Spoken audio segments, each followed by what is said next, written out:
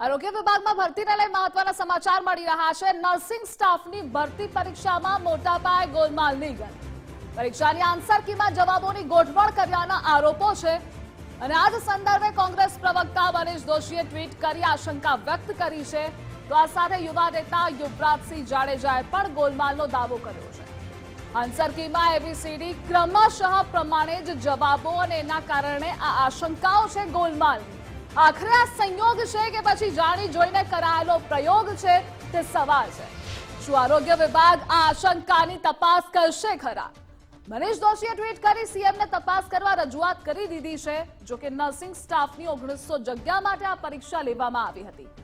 રાજ્યના 17,000થી વધુ ઉમેદવારોએ પરીક્ષા આપી હતી, જેમાં અમદાવાદ, સુરત, રાજકોટ અને વડોદરામાં પરીક્ષા યોજાઈ હતી। પરંતુ આખરે આરોગ્ય વિભાગના અધિકારીઓની આમાં સંડોવણી છે કે કેમ, કોણ કોણ તેમાં સંડોવાયેલું છે, કોની કોની મિલીભગત છે, તેને લઈ તપાસ થઈ રહી છે।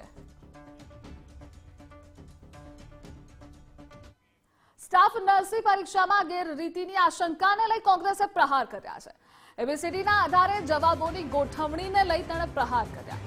રીતસરનું દેખાય છે કે ગોઠવણ થઈ છે। સરકાર એક પરીક્ષા પણ વ્યવસ્થિત રીતે નથી લઈ શકતી। યુવાનોના ભવિષ્ય સાથે ખુલ્લેઆમ ચેડા થઈ રહ્યા છે।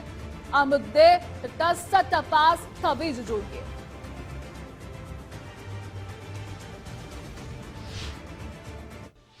સ્ટાફ નર્સની 1903 જગ્યા માટે જે રીતે પ્રોવિઝનલ આન્સર કીથી પ્રથમ દ્રષ્ટિએ સંદેહ દેખાય છે, એ સુનિયોજિત કૌભાંડનો ભાગ હોય તેવું દેખાઈ રહ્યું છે।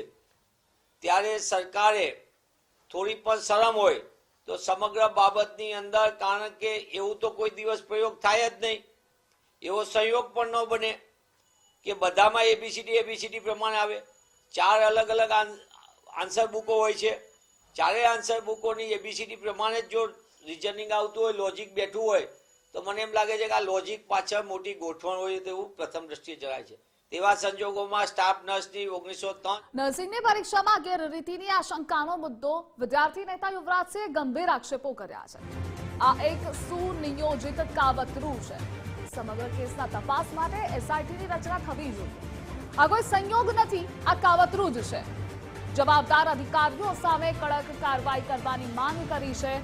તો જીટીયુએ તૈયાર કર્યું હતું નર્સિંગ પરીક્ષાનું પેપર।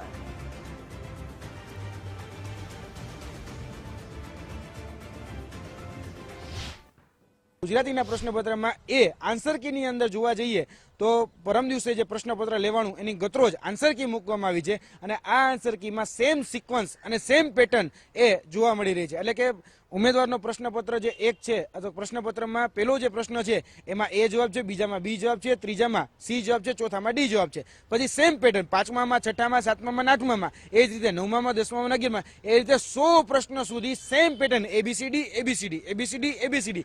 આ જે પેટર્ન છે એ પેટર્નથી આમાં જવાબો આપવામાં આવેલા છે। એટલે સેમ સિક્વન્સ અને સેમ પેટર્ન એ બી, સી, ડી જે સિરીઝ હોય અલગ અલગ, કારણ કે પ્રશ્નપત્ર અલગ અલગ હોય।